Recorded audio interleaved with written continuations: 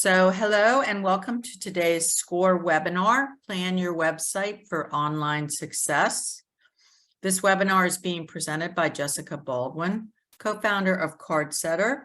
I'd like to thank you, Jessica, for sharing this important information and trust all of our viewers will find it informative and helpful. Thanks for having me. Next slide. Great. My name is Leslie Swope, and I'm a volunteer with SCORE of Chester and Delaware counties. SCORE is a nonprofit organization that's been in existence for over 50 years and is a resource partner of the SBA. SCORE's mission is to foster a strong small business community by providing free mentorship and business education. We are here to support you and help you grow your business. Here in Chester and Delaware counties, we have 100 volunteers ready to help. Our mentoring and most of our educational programs, such as this one, are free. You will find many tools, templates, and other business resources on our website resource library. Next slide. This Plan Your Website for Online Success webinar is a recorded webinar, and it will be made available to you today after today's session. You've all been placed on mute, so we avoid any distractions. Jessica will address your questions in the Q&A box during and after today's presentation. Please use the Q&A box for questions. Use the chat if you have a comment or resource that you would like to share. So with that, let me turn it over to Jessica. All right. Hi, everybody. I'm Jessica, and I want to welcome you to the Plan Your Website for Online Success webinar.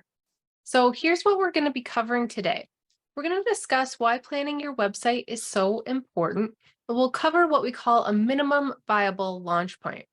We're going to provide a framework to plan your website's foundation. So to think through your website goal, your feature needs, who your audience is, and your website's content. We'll touch on a few additional considerations you should make regarding your website's mobile functionality, your tracking and analytics, and some marketing. And we'll discuss how to choose the right website platform or provider. And we'll finish up with some time for extended Q&A. Feel free to drop your questions in the Q&A box as they come to you. I will stop periodically to answer a few of those, and then we'll try to address the rest at the end. I'm your host today. I am co-founder at Cardsetter, and we've helped hundreds of website owners take their visions online with our easy-to-use website platform and service. Prior to Cardsetter, I actually owned my own online business. It was called Billings365.com. And that was a website for events and things to do in the small city of Billings, Montana. In that business, I actually hired someone to build my first website for me. So I do understand what it's like to be on the client side of the website building process. Later, I got involved. I became a partner in a website development agency where we did WordPress websites for small businesses. So I've really been on all sides of the website side of things for many, many years now. So I know I need a website. This is where people start their website journey, right? I know I need a website, but then it's really easy to go down kind of a rabbit hole of all sorts of questions and thoughts. You might be considering, where should I build it? Do I need hosting? I need to get a domain name. I heard, sometimes you hear things in different groups or circles of people. Someone might say Wix is bad for SEO. Someone else might love that platform. Someone in a Facebook group says I have to build it on WordPress on my own or I'm a failure. My friend's nephew is sort of a techie and she says maybe he could build it for me. Maybe I can find a template and start there. So on and on this line of thinking goes. It can be really overwhelming list of things that you feel like you need to get done. But you can't make any of those decisions until you have a solid website plan in place. So planning is important because when you plan ahead, you're going to have a framework for making decisions that are specific to you, to your business, and to your customer. So whether you decide to build your website yourself or you decide to work with a professional, planning ahead is going to help you gain clarity on what you and your customers need from your website. So you'll design your website around the needs of your business and your customers instead of trying to fit your business into a specific template or platform. It's going to help you prioritize what's most important. It'll help you make better choices for your needs. It's actually going to save you time and money, and it will streamline the entire process so you can actually launch your website faster. Now, before we get into the planning steps, I want to talk about what we would call a minimum viable launch point. So in working with hundreds of business owners on their websites, I've seen lots of projects just completely stall out because the business owner will get stuck on a specific page or a section of content for their website. So a lot of times there's, a piece of content or a certain feature that someone wants on their website, but they don't quite have all of the information together or perhaps even an internal process to execute on the content or feature just yet. So for example, you might want to have a services page on your website and you want to have all of your service packages perfectly lined out, include what's in it, in each package. Maybe you want to have people be able to sign up for that service and pay for it right from your website. But maybe your business is kind of new, so you're not quite sure what you're going to put in each package yet. You're not quite sure how you're going to price them. And you're not quite sure how to hook up that payment flow like you have it in your mind. So many business owners will just get stuck here. They'll be kind of stuck in this spot where they're not quite sure what to do with that page. So it makes it difficult for them to move forward. So rather than letting yourself get stuck, I would encourage you to take on a minimum viable launch approach. So in the meantime, this services page could have just an outline or an overview of the services that you're able to provide, your areas of expertise, and then you could simply have a sign-up form on that page where people could request a, initial consultation. Then you could start getting leads to have those consultations, and you could provide a customized service package back to the client, maybe through like a more of a proposal process instead of having it lined out on your website and having them sign up and purchase right from the website. So that way, you're able to put out how you're able to help people, but you're able to kind of craft that service package back to the client. So you don't have to have it all figured out right away. So you want to take on the mindset that your website's always going to be a work in progress, right? You're going to always be improving it based on new information that you get through operating your business, through potential changes that you want to make to your processes or how you work in your business.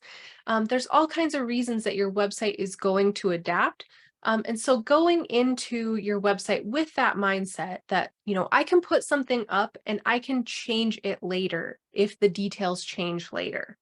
So you want to try to prevent yourself from stalling on your website too long, trying to get it perfect.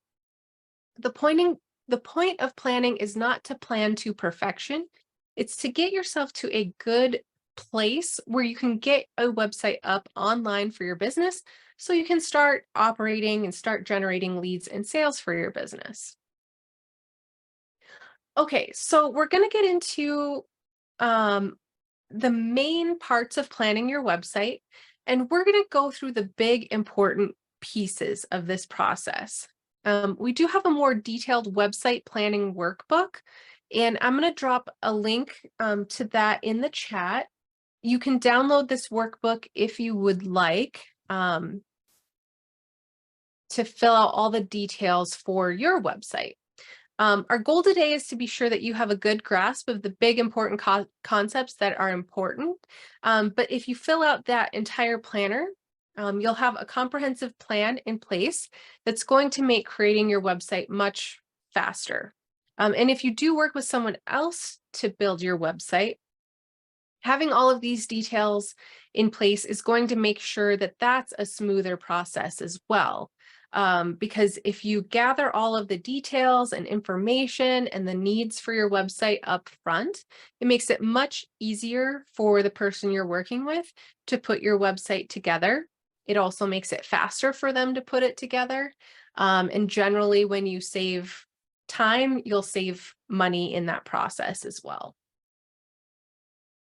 Okay, so then let's get into planning.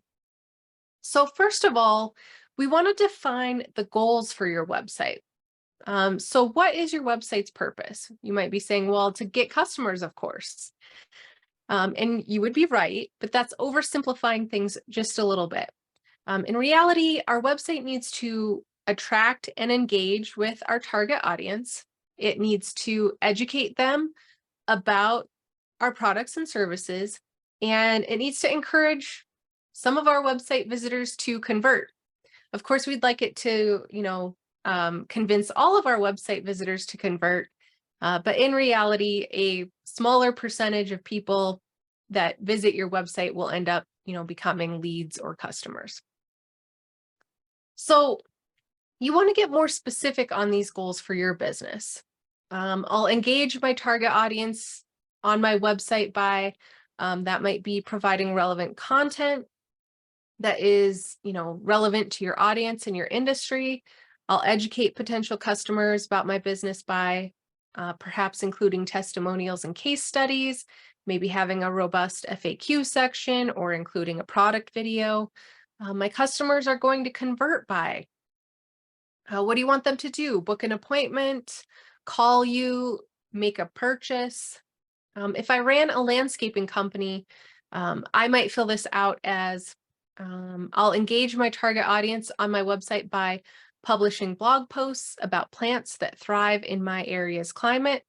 I'll educate potential customers about my business by developing before and after photo galleries with corresponding testimonials. My customers will convert by requesting an estimate through an online form. So you want to define these goals and then plan your website strategy around those goals. And that brings us to feature and functionality needs. So what does your website need to do to help achieve the goals that you've identified in that previous step? Will you engage your target audience with relevant blog posts? Then you're going to need a blog feature. Do you want to capture email addresses through a lead capture form or an email newsletter sign up? Then you're going to need, a lead capture form or an e-newsletter sign up form on your website. Does your website visitor need to be able to book an appointment with you? Then you're going to need a scheduling system, right? Are you selling products? Then you might need e-commerce. Do you want to offer a membership area or a course? So we want to start thinking about what the website needs to do and then which features are going to help us do those things. Now, some of those features may actually come in the form of what we would call a third-party integration. So we talked about having an e-newsletter sign-up form on the website, and if that was something that you wanted, then you'd likely use an integration with something like MailChimp or ConvertKit. So you're going to have an email newsletter platform that you're going to use to manage your email list and send out those emails. And so MailChimp or ConvertKit, those are platforms that do that. And then you can generate a sign-up form from your MailChimp account that you can put on your website. And that way, when someone signs up on your website for your newsletter, they automatically land in your MailChimp account where you can then carry out your email marketing activities with your list, right? So that would be a third-party integration. There might be certain technologies you already are going to be using in your business or you're already using in your business that can integrate with your website. So for example, if you were taking payments already in person using something like Square as your point of sale, then you might want your website to also use Square as your payment processor, right?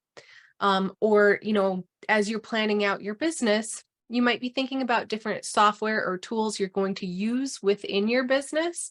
And some of those tools may have website integrations. For example, if you're going to have a contact management system, a CRM of sorts, where you're going to keep track of all your clients or prospective clients, sometimes they'll have an integration where they'll provide a contact form that you can add to your website. And that way, when people contact you, they land in that CRM software, and you can, follow up with them and keep track of your correspondence with them.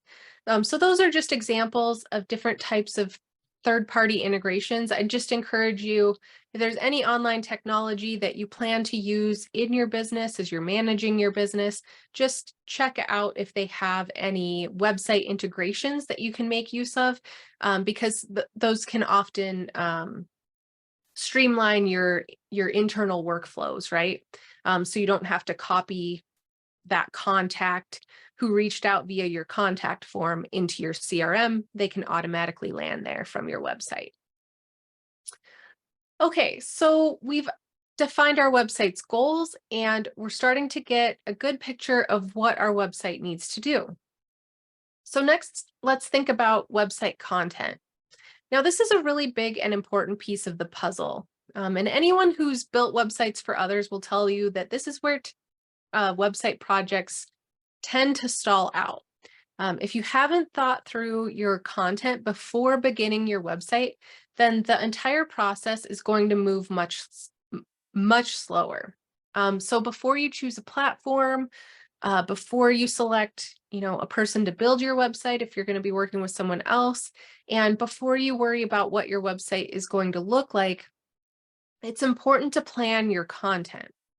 So the first step here is the first steps here are to define the ideal customer, come up with a key benefit statement, and decide on the website's primary call to action. So let's describe our ideal customer. So here we're thinking about who the website is for and what are their needs. A lot of times when we're putting our own website together, it's easy to come from a place of this is my website, this is my business, and this is what it needs to say about me, right? But your website is really not about you. It is about your ideal customer. And so the decisions that you make for your website really should be made through their perspective. Is this image going to appeal to the person I'm trying to communicate with? Is this headline or this text going to address their needs? So we want to try to get in the mind of our ideal customer so we can make better decisions for our website. To keep this simple, I like to start with a simple fill in the blank statement that I'm going to complete from the perspective of the ideal customer. So it says, as a type of person, I want some goal so that some reason. So a health coach might complete this as a busy working parent, I find it challenging to find time for fitness, but I want to feel fit and healthy so that I have more energy to play with my kids after work. Now, of course, not every health coach is going to complete that statement the same way, right? They all have a different clientele that they probably work best with, or a different ideal customer that they want to attract to their business. So that's just how one particular health coach might think about their ideal customer. From there, we can come up with a key benefit statement. So why is your business the best choice for that ideal customer that you've identified? So our health coach might say something like, feel better and have more energy for the things that matter. And then you might expand on that with, you don't have to redesign your life around endless workouts that you hate. I'll help you establish simple habits to improve your health and fitness without a huge time commitment. So you can kind of see how we took that ideal customer statement, we thought about their needs, and then we craft our key benefit in a way to address those things we've identified in that previous step. So we're trying to, communicate with the desires and needs of that ideal customer. So now that we know who our website is talking to and we know how to communicate the value of our business to them, we want to define what we want them to do when they visit the website. This is going to be your primary call to action, and what that is depends on, what your business is and the goals that you've set above. So you might want them to buy a specific product from your online store, book an appointment, contact you for more information, request a quote, sign up for your course, subscribe to your podcast. So it could be any number of things. And what that primary main goal is really depends on your specific business, right? But we want our website to help our ideal customer take that desired action. If you guys have any questions, just a reminder, you can drop those in the Q&A and I can stop periodically to answer a few. I don't see any in there yet, so I'm going to go ahead and continue. So next, we'll talk about planning the homepage around those elements.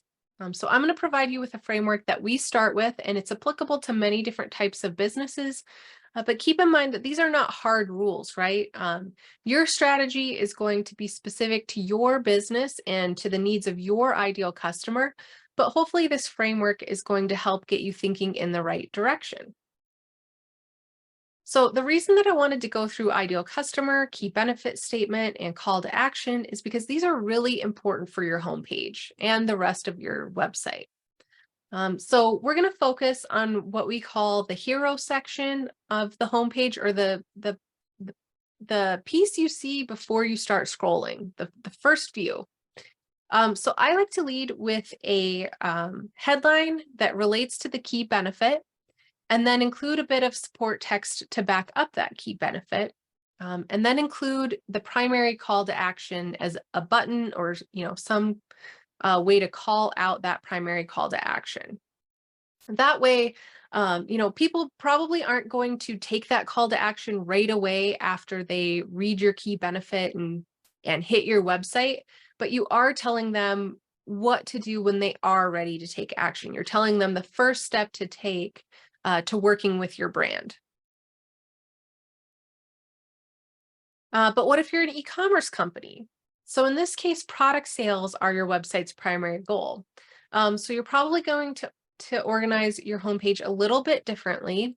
In that case, you might lead with your products. If you're doing e-commerce or you're creating an online store, then more than likely you have an ideal buyer in mind, right? And you're curating products that you believe are going to appeal to them. So in this case, the products themselves can be the thing that draws the customer in, and gets them wanting to spend more time on the website and explore more of what's available.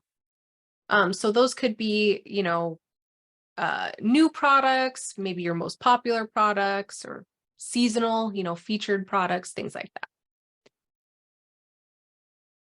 And then a third example would be if you're kind of a content-oriented business. So maybe you're publishing a blog, a newsletter, a podcast, or all of the above. In that case, I'm going to lead with content on my website because my goal here is to drive engagement with the audience, right? They don't know if they want to subscribe to my newsletter or podcast or whatever action I want them to take. They don't know if they want to do that until they know that they like the content that I produce. So in that case, I would try to pull them in with content that I think is going to resonate with them. Okay, so next we're going to look at a few real world examples, and the websites that I've opted to show you aren't perfect because there's no such thing. But I believe that these websites have a lot of good things going for them in terms of what we've discussed so far. So this is BritSmart Security's website, the section that you see before you begin scrolling. And they say, keeping your family secure and connected. And then they say, home security and smart home installation in Columbus and Medina, Ohio.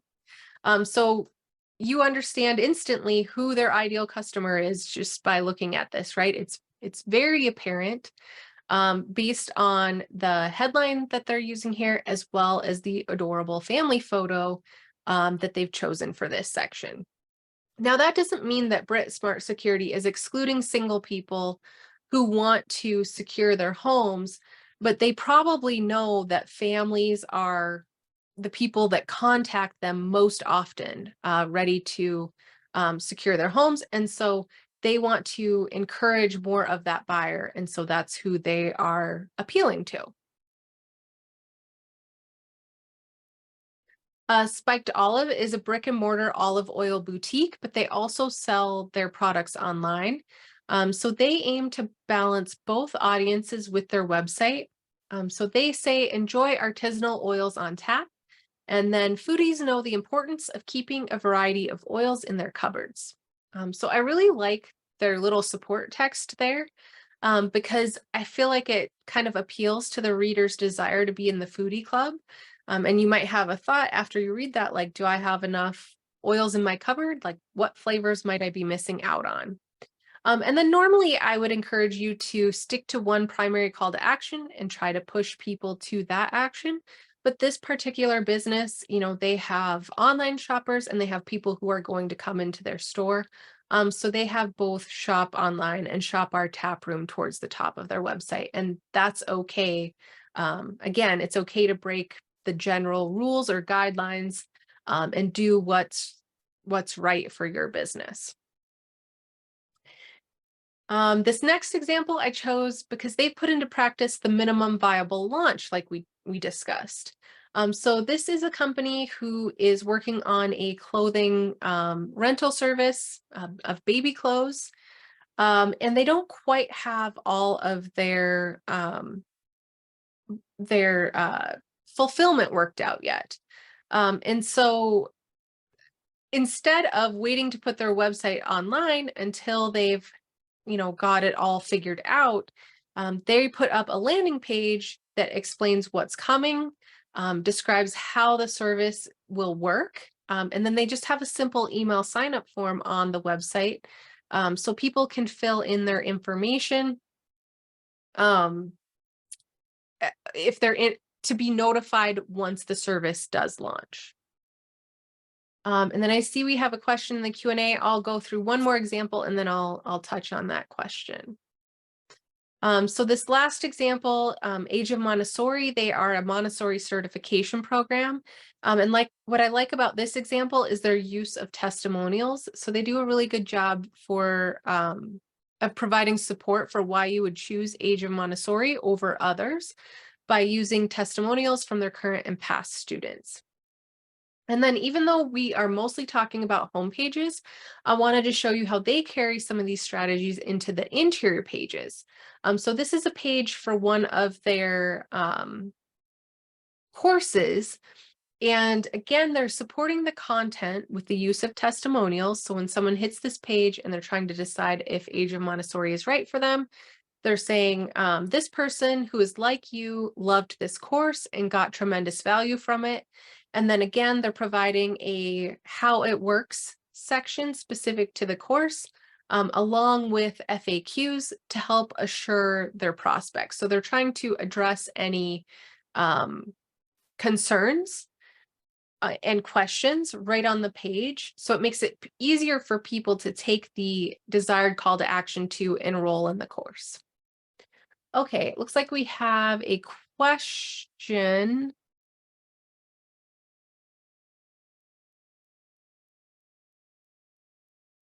Okay, so she is or they're sharing a accessibility checker app. And it says, besides concerns for the handicapped, are there any other quality assurance sites we should use when developing our websites to minimize? There are different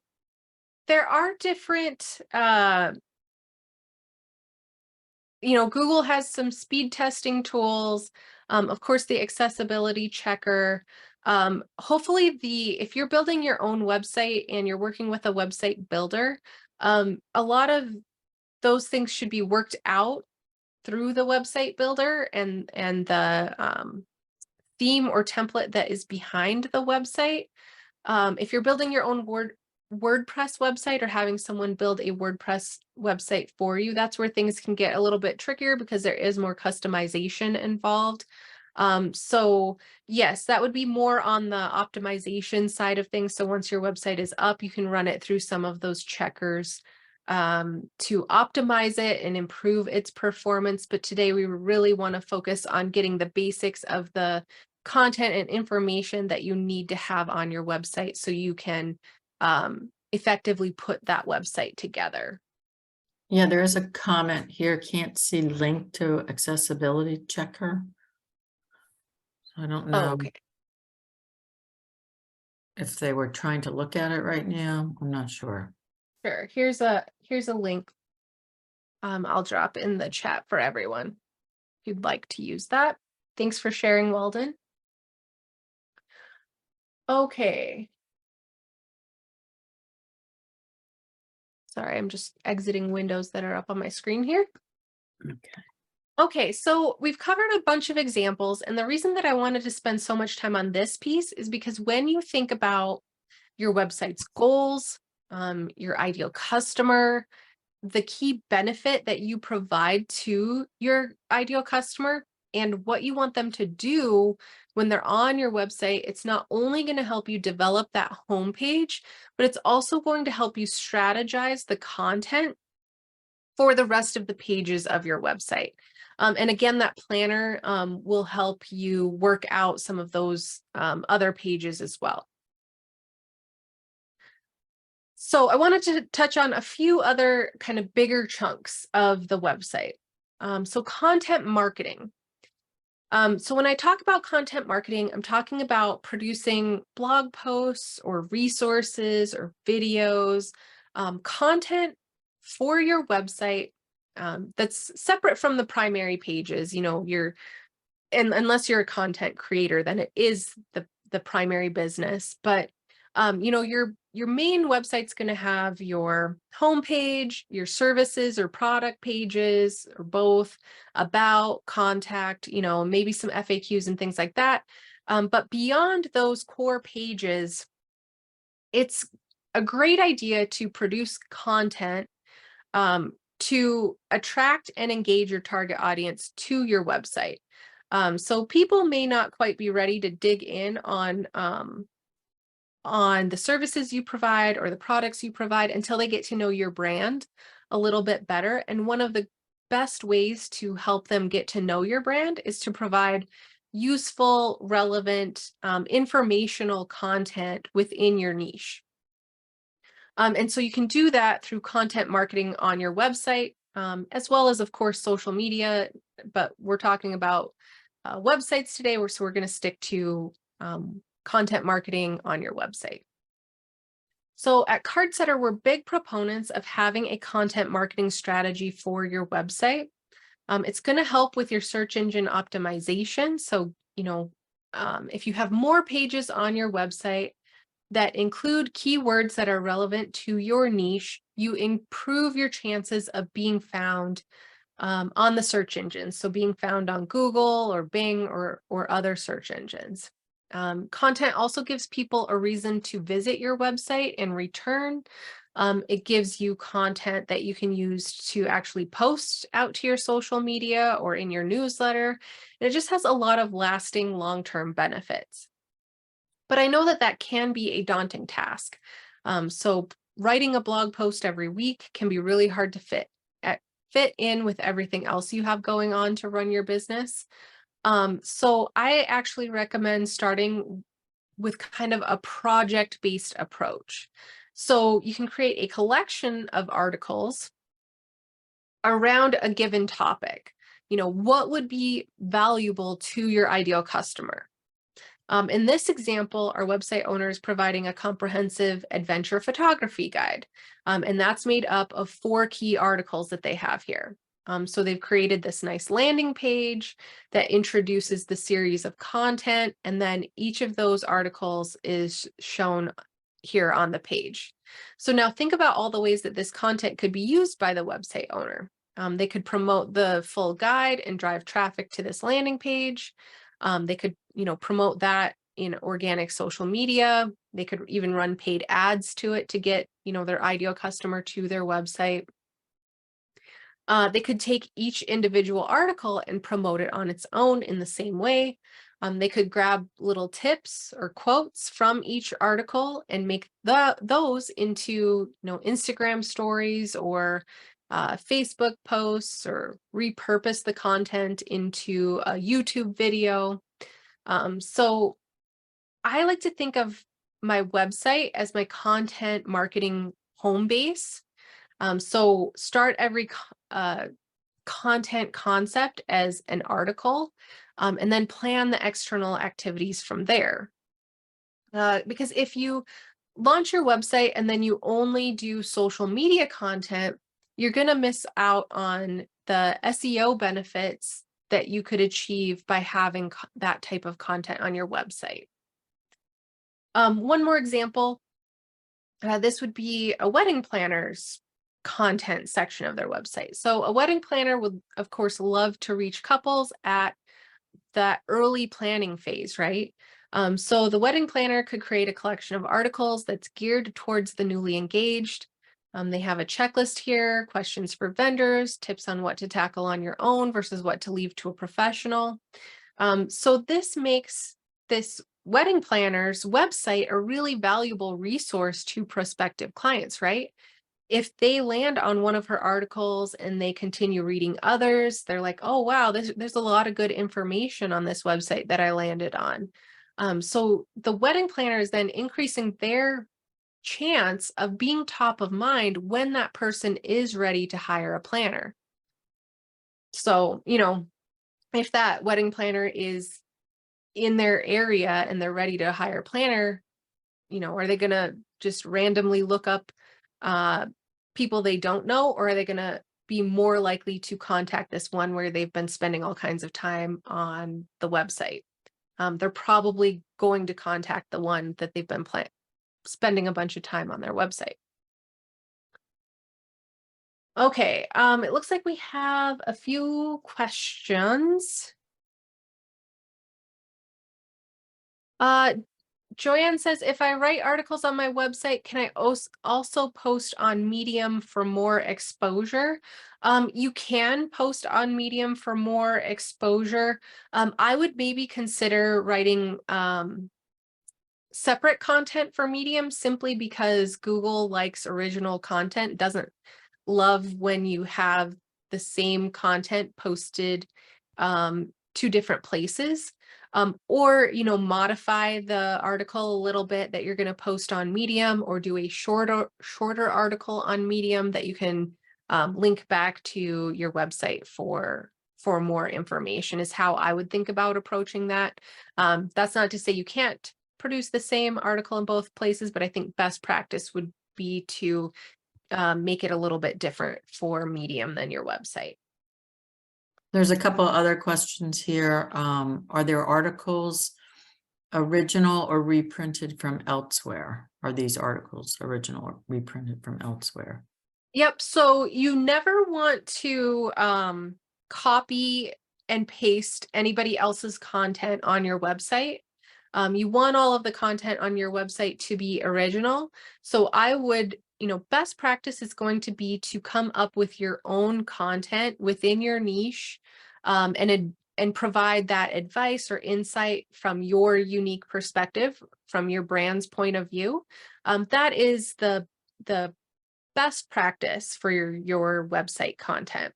If you want to reference someone else's work, I would suggest writing a little write-up about why that content is useful, and then linking off to the original article. So you definitely do not want to post the article in its original text to your website, but you could reference it and link off. However, original content is going to give you more opportunities to include the keywords that are relevant to your business and what people would be searching for to find your business. So creating your own articles is going to give you a better result in terms of generating traffic and engagement on your website. There's another question. Is content the same as a blog? Yep. So a blog would be content. So a blog would be one format of content marketing. There's tiny little differentiators. Basically, a blog is, a text format of content for your website. Others might refer to that type of content as articles. There's not really a lot of difference between the two, other than certain industries might feel like articles is a more professional term than like blog posts on their site. Others might refer to it as resources, but content can also include other types of content, right? You could produce videos for your website. You could produce like long form white papers or reports that people can download if you're in a really highly specialized industry. You could include audio files on your website as content. So the format, blog content is great because it's easily readable by search engines and gives you a good chance to get found, but other types of content can be included in this content marketing concept as well. Okay. There's another question here. What is your approach to updating an existing website, especially if you want to change platforms? What platform do you prefer? WordPress, Wix, etc. Yeah, so my approach to updating an existing website, so I would still go through this process of defining my goals, really getting clear on who I'm trying to communicate with, thinking through my key benefits that I provide to that ideal customer. And then I'm going to look at my old website and say, like, did I do a good job of communicating any of that? Is there anything helpful or useful to bring over from the old website, or should I just start from scratch? Usually we end up starting from scratch because most of the time when people are ready to make that change, they're ready to make a big change to their website when they're moving between one platform to the other. As far as platforms go, so we have our own platform, right? CardSetter is a website platform. And so I have a really hard time being impartial in providing advice about what platform you should use. My general advice is to try them out and see which one feels intuitive to you. Because that's what's going to matter most, is if you're going to be building your own website or you're going to be in charge of updating your own website, you want to make sure it's something that is easy and intuitive and enjoyable for you to use, and that it's not going to be a real hassle. So that's generally my guide for how to choose the platform that's going to work best for you. And I'll have some other considerations at the end of the webinar to help you figure out which one's best as well. Okay, there are some chat questions. Do you want to keep going or take them now? I think we'll keep going so we can get through all the content, and then we'll address those at the end. Okay. Okay, so we've gone through some of the big and important essentials, but I have just a few other pieces that I want you to think about when you're planning out your website. So the first one is mobile. Over 55% of worldwide website traffic occurs on mobile devices, and this can be higher for many different types of websites. I mentioned I had a business previously called Billings 365, and I actually had over 70% of my website traffic come from mobile devices. But one mistake that's really easy to make is that as business owners, we tend to evaluate our own website mostly from the desktop because we're at work, we're on our computers, and when we look at our own website, we're looking at it from the desktop, and so that's how we're making decisions. But if most of your website visitors are coming from their phone, then you might be focusing on all the wrong things, right? Because it might be better to look at your website from mobile and think, is this effective? And does the information flow properly on this smaller screen size than the big desktop version?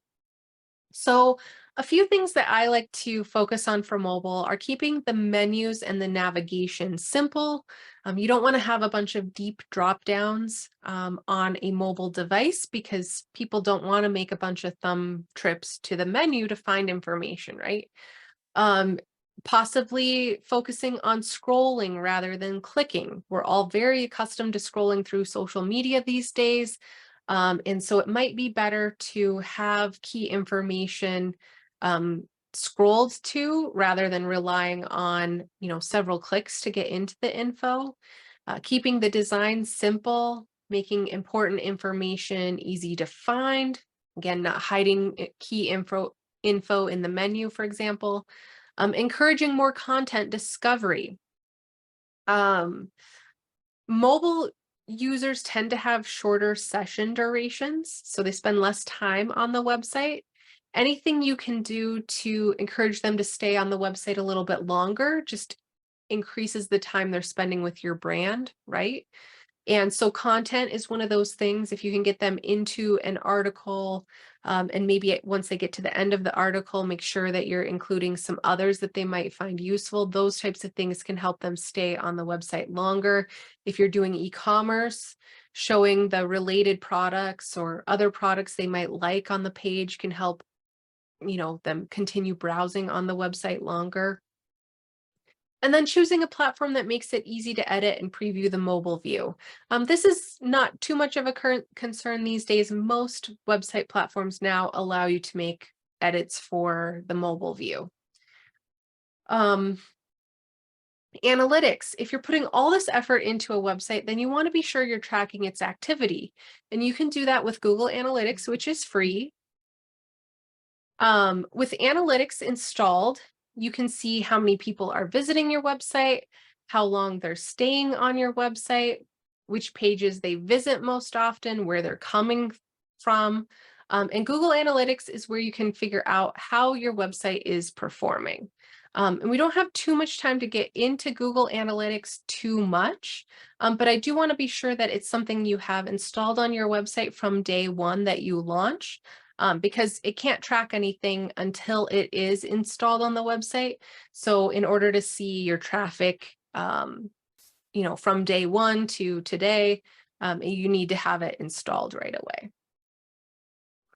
Marketing. So I want to share a few thoughts on marketing. I launched this great website, but I'm not getting any customers. It's really easy for website owners to feel that way. But your website is not a build it and they will come asset. So creating a website and putting it online is not enough. It's going to take additional work on and off the website in order for it to start acquiring leads and customers. So you want to think of it as one element within your marketing mix. You're going to need to drive traffic to it through content, through social media, through online or traditional ads. You need to have a marketing strategy to support the website. Putting it up and hoping to get found and that the people who find it and visit one time, hoping that they'll become customers is not a good strategy. There's an old rule in marketing that says it takes up to 7 touch points with the brand before someone is ready to take action with that brand. And today, with so many things that compete for our attention, that number's definitely higher than 7. So you need to have a marketing strategy that helps you get your brand in front of your audience multiple times. Um, you know, in the days of TV ads, they'd be very repetitious, right? You'd see the same one over and over and over again. And that's because advertisers understand that that frequency, seeing the same message many times is what helps to move someone from thinking about taking an action to actually taking an action. So your marketing needs to be thought of in the same way. And one of the problems that I see happen so often is that business owners will launch a website. They won't have a marketing strategy to support the website. And it'll be up for a couple of months and they'll say, well, my website's been up a couple of months, but I haven't gotten any leads or sales from it. And then instead of thinking about the marketing that they've not done for the website, they want to tweak the website. They want to change this headline or this picture or this button, thinking that these little tweaks to the design are what's going to make a difference. And in reality, the key problem is that there's no marketing supporting the website to generate those leads and sales. So I can't stress that enough. You have to have a marketing strategy to complement and make use of the website. Okay, so platforms and providers. Now that you have a plan in place and you know what your website needs to do, you can go back to the different platforms and consider which one is going to suit your specific needs. So these are a few questions to consider, and there's not a correct answer to any of these questions, right? These are questions for you to use to evaluate the options that you're considering for where to build your website. And the important thing is that you're comfortable with the answer to the question based on the platform that you end up choosing. So will it grow and adapt with your business? We've talked about the fact that your business is going to grow and change and your website will need to grow and change with it. Do you feel like the platform or the service provider that you might end up working with, do you feel like it's going to give you that future flexibility? Do I want to spend my time or my money, and what is the value? If you build your own website, you're going to spend more of your time. If you have someone build your website for you, you're going to save your time, but you might spend more of your money. It's a trade-off. And you have to decide, where the value is for you. Do the platform's features match your requirements? Now that you've made a plan, you know what features you need. Does the platform you're considering adequately address the features that you need? Are hosting and SSL and other essentials included? So your website is a compilation of digital files. It has to be stored somewhere so that it can be accessed online. If you pay a monthly or annual subscription for your platform, so most website builders, for example, include hosting. If you build your own website or have someone build you a WordPress website, on a WordPress content management system or something like Drupal or Joomla, those types of websites have to be uploaded onto a host so that they can be accessed. And you may need to set that hosting up if you're the one building your website on one of those content management systems. If someone builds your website for you, they may set up hosting for you. An SSL is a security certificate on your domain. So whenever you see the HTTPS before a URL, that means it's secured by an SSL. It's basically required by Google these days. You need to have an SSL.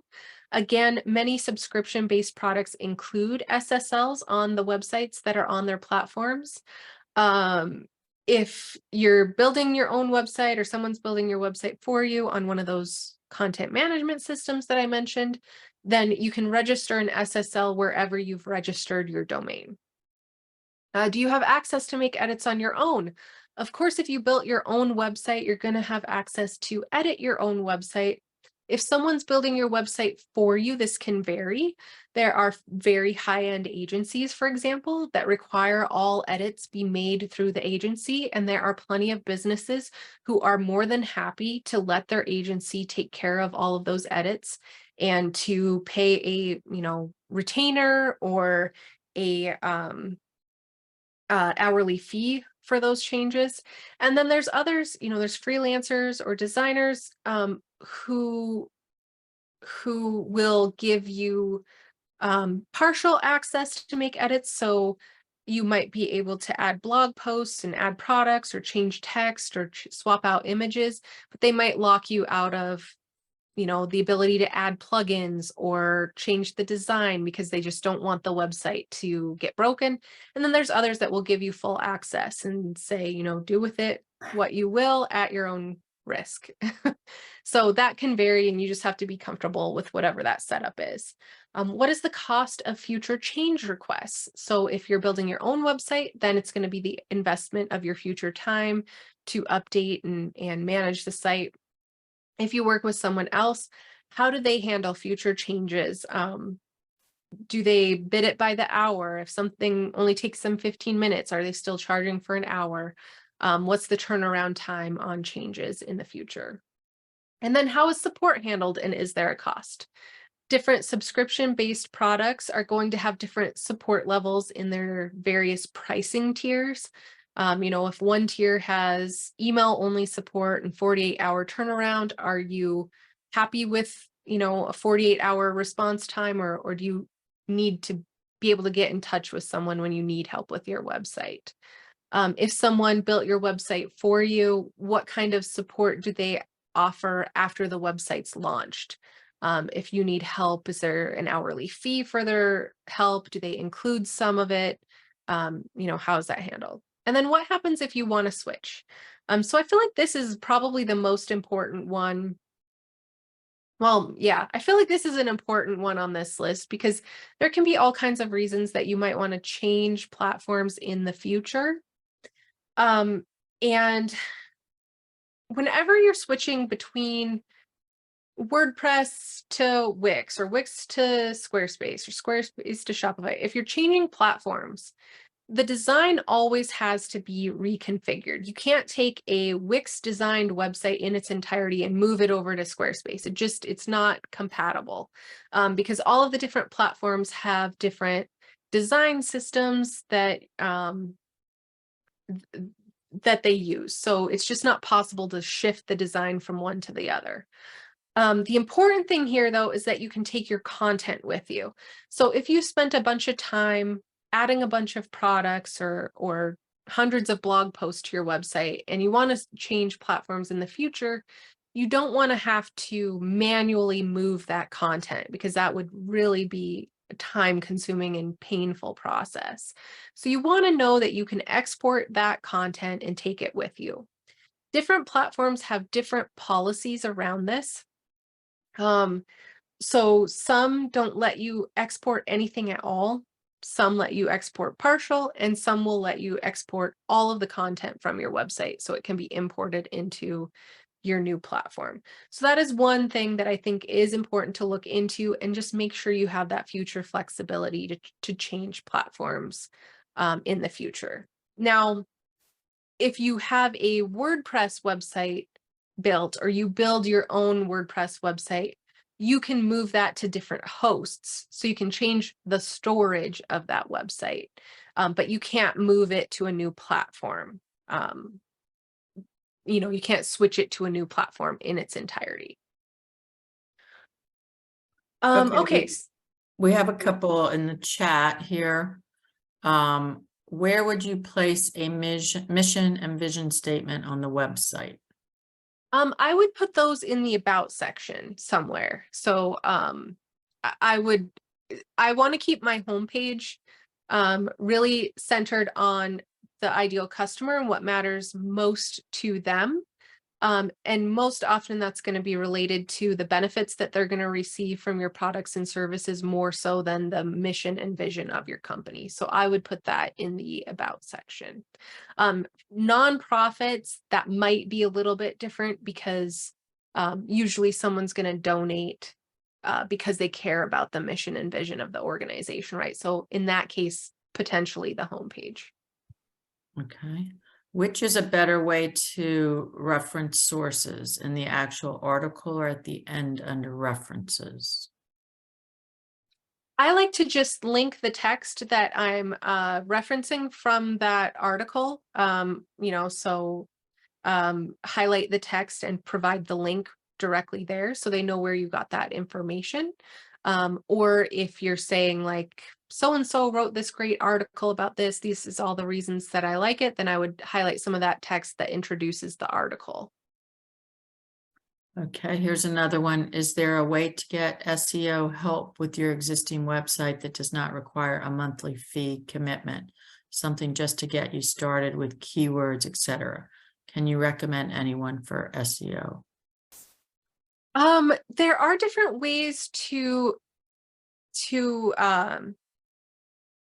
you might be able to hire someone to do what they would call like a SEO pass, to just make sure that all of your pages are using good keyword naming conventions, and improve some of your headlines and things like that. So you may be able to hire someone to do that, but most SEO services do operate on a monthly basis because really moving up in the search engines requires ongoing efforts to do that. But if you email me, I can send you a few names of folks that I know that do some of that, and pass along that info that way. Okay, here's another one. Do you have thoughts, opinions about GoDaddy? I needed a non-Gmail or Verizon.net email to get demos on software I need to use. Haven't built out a site yet, as most of my business is referral based. I'm a contract event planner, so my website would be mostly informational in case people Google my name. No sales or other content right now. I don't necessarily have a strong opinion one way or the other with GoDaddy because I haven't used it personally myself for a website. So I would say if you test the software and you like using it and you feel like you can get the result, you can get it to look the way that you want it to, and it has the features that you need based on those questions we talked about, then, it may be a good solution for you. Oh, can you put your email address in the chat for people? I think they were looking Sure. for. I'll have it on the last screen as well. Okay, and there was one other question, but I'm not really sure about, I'm a realtor. Do you have any advice about my website? So I'm not really sure. That might be more. Well, Money. yeah. So real estate, you tend to see a similar formula with the MLS listings and potentially some branding that can help the realtor stand out.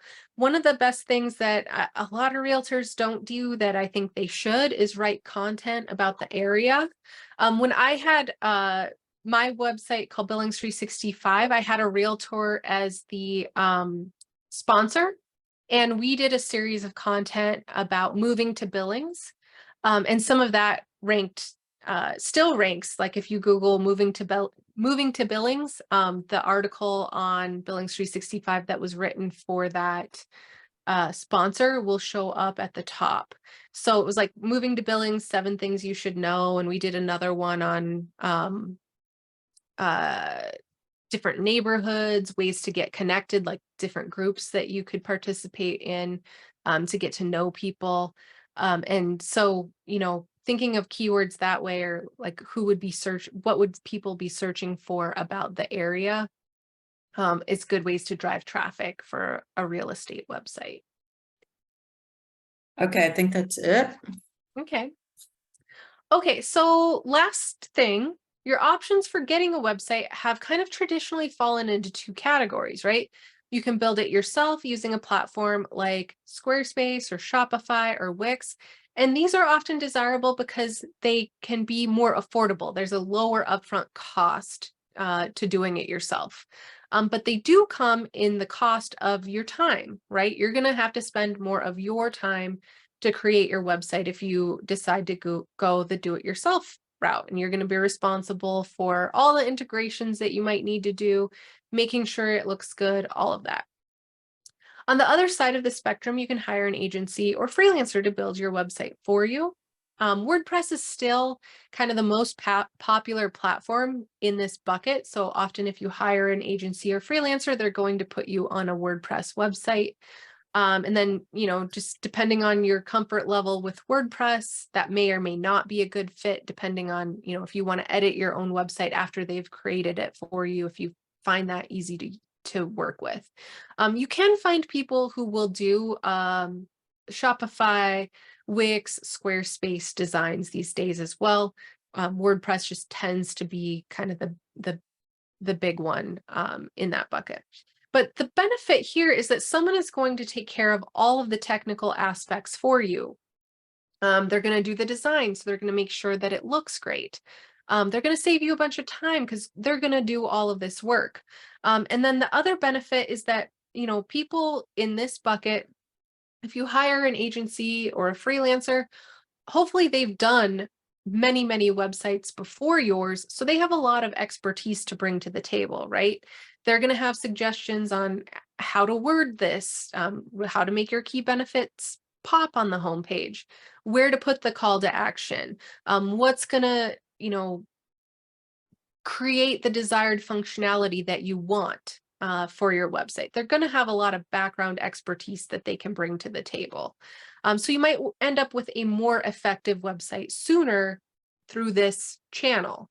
Of course, the downside is that you can run into a much higher upfront cost, especially, and then additional expenses when you want to make changes to the website later. And then my company, we've kind of fallen into the middle. So we have an easy to use website platform so our customers can make changes to their website when they want, but to create their websites, all they have to do is answer a few questions and then CardSetter handles the rest. So we really aim to bridge that gap between the complete do-it-yourself and the complete done-for-you option with a third option in the middle. And there's other companies similar that operate similar to ours. And we're actually trying to take that process that we've worked out to put it into our own version of a website builder. So to kind of streamline the process of building your website by answering questions, because that's how our service process has worked thus far. So with that, I know it's a lot of information to cover and absorb. I hope that this has helped you think through the big important stuff to planning your website. And with that, I'll open it up to any other questions that we have. Any more questions?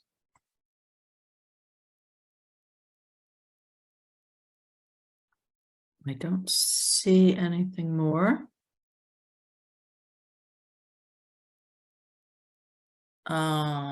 Thank you so much for your time and support.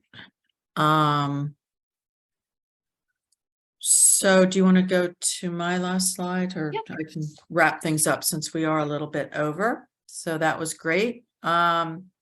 So just to kind of wrap up here. Yep. So thanks so much for all that information, Jessica. Obviously, there was a lot of questions, a lot of interest. So just a couple other things for you all. SCOR's here to help you with your website planning. You will receive this recorded webinar, as we had said earlier. And also, please reach out to your SCOR mentor for support. You're not alone in this process. If you aren't working with the SCOR mentor, here's how you can connect to get one. And you can use the website link here or call the number and speak with Kat Weisenberger. She's our office administrator. So this will also be included in an email. And then this is, again, information for how to get in touch with us at SCOR. So we are here to help you. And we hope that you found this valuable tonight. And thank you. And thank you, Jessica, and have a great night. Thanks, everybody.